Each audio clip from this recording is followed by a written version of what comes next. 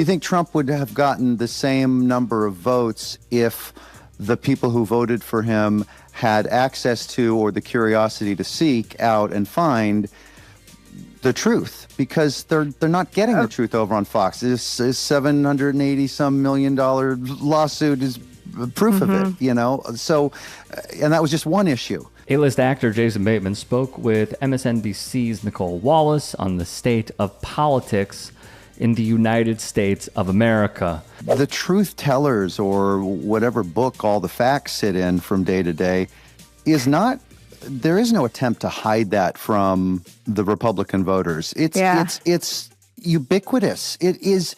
I know. You have to make a real effort to stay insulated from the facts and common sense. I know. It's everywhere except it's insane. on Fox or Breitbart or whatever the hell the spots are. I was telling my girls in 2020, I was saying, you guys are going to look back. This is the most fascinating year. This is going to be a hard one to beat with COVID and with Jan 6 and the rest.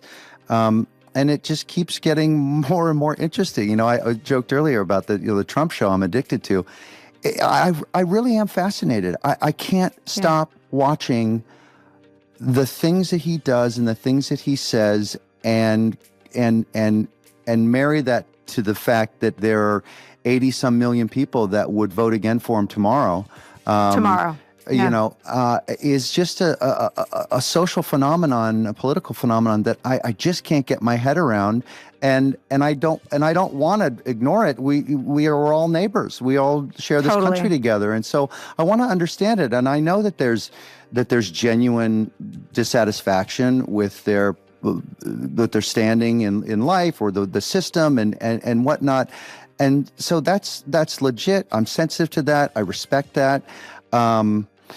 But whatever section there is that is kind of doing it just to stick it to the libs, it's not Schadenfreude, but I am curious to see what they're going to do when, you know, eggs keep going up and gas keeps going up. And I'm not wishing harm on anyone, but it's tragic that I think, you know, the people who are least equipped to bear what the Trump administration is going to yield are a lot of the folks that voted for him. And that's really freaking sad, you know? And he brings up some pretty interesting points that many on the left have thought of, including... The problem is that nothing matters because no one's listening. Like, the MAGA folks aren't watching MSNBC or reading the New York Times, where just one of the really salient points would be, why would this guy be slashing and burning and cutting all the waste and abuse and all that stuff, and then at the other side of his mouth say, I want a $45 million birthday parade? You know, like, it's just they're at odds with one another. $400 million jet. And exactly, that could have filled with bugs, listening devices, and on and on and on. But, like, you wouldn't even waste your time reporting that because it's not going to move the dial, because in the fire hose, you're not even going to hear it or see it.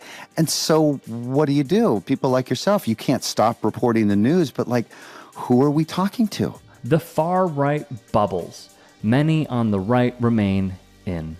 The echo chambers of, say, the Dave Rubins, the Tim Pools, the Benny Johnsons, the Ben Shapiros, the OANs, the Hodge twins, the Newsmaxes, and many others. It's been a bit of a frog boil. As much as we are aware of that, of the heat, it did really sneak up on us, and it's not coming. It's here. We're in it. Yes. Like all the way up to and including, they're coming for you. Like, they're literally knocking on people's doors today and pulling them out and shipping them off. And not just into their home country and get out of here, we don't want to see her, into a maximum security horror den. And so what do we do about that? It's really heartbreaking. I refuse to believe that even though the folks on, you know, the other side are numb to it.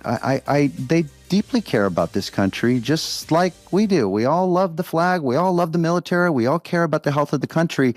And I'm just heartbroken that somehow they found a way to shield their eyes and their ears from the current status, and that they could be so helpful to fixing that.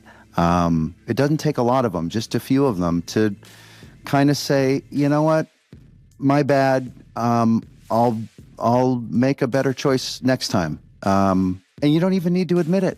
I mean, that's why there's a little curtain you can close behind you when you go in the booth, you know? More interesting things brought up here. But lastly, from the actor, and then we'll discuss. There's a baked-in level of cynicism there, and manipulation and opportunity to tap into a large group of people that are aggrieved, and that, well, their votes count the same, so let's go after them because there's a lot of people that are pissed off. I can't begrudge them that because that's kind of the game of politics. Yeah. But, you know, once you're elected, it's like, can we now like actually help the country instead of continuing the cynicism and trying to put more people into, it's basically creating a larger group of people aggrieved with his policies, and then somehow convincing them that, yeah, I know I'm the arsonist, but trust me, I'll be a firefighter soon. You know, I don't know how he's able to do both. There were a lot of bars here from Jason Bateman, don't get me wrong, but one that really struck me was in that first piece of video where he said, eggs keep going up, gas is going to continue going up. I'm not wishing harm on anyone, but it is tragic to think that you know people who are least equipped to bear what the Trump administration is going to yield. And in turn, a lot of folks that voted for him will continue doing so. That's what crushes my spirit, man. That's what really gets me, is that even with approval ratings on certain bills, like the big, beautiful bill, which I even have a problem with Democrats adopting, and bills that will cut childcare and Medicare and Medicaid and bloat the ICE budget from a few billion to in the 40s. And another dumb thing, alligator Alcatraz, I hate the name. It's a concentration camp. And yet people will think that the other side is just as bad, which goes into what Jason Bateman is saying, is that we have lost the information war to so many people. So many people. I mean, I remember seeing a video, a TikTok of someone who is probably my age, maybe, 30s, early 30s, saying that they will talk to their dad. And their dad is an avid Fox News viewer, and he'll just spew nonsense over and over, which goes into what Jason Bateman said in the beginning.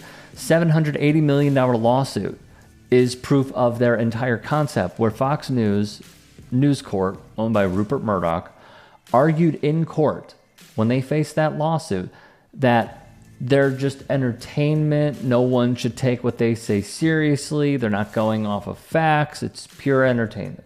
But people do. That's the problem, right? Is that people think that this is real news when it is not. And Tucker Carlson, I know I'm ranting here, but coming out and saying, oh, well, here's the problem with Fox News. Brother, you did it as well. This redemption arc that he's on, no, do not buy it. Don't believe the hype. Awful. Come on, man. You're really trying to pull a fast one on us? When you were the enabler in a primetime slot? Get out of here.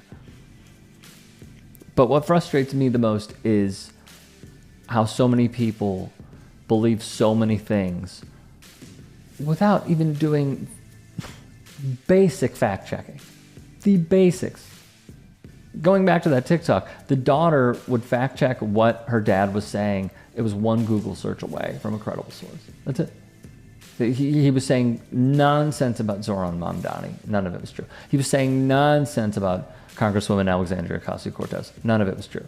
But where did he hear it? Fox News. So how we win them back? I think that is the big question that needs to be answered. And if you have the solution, thoughts in the comments below.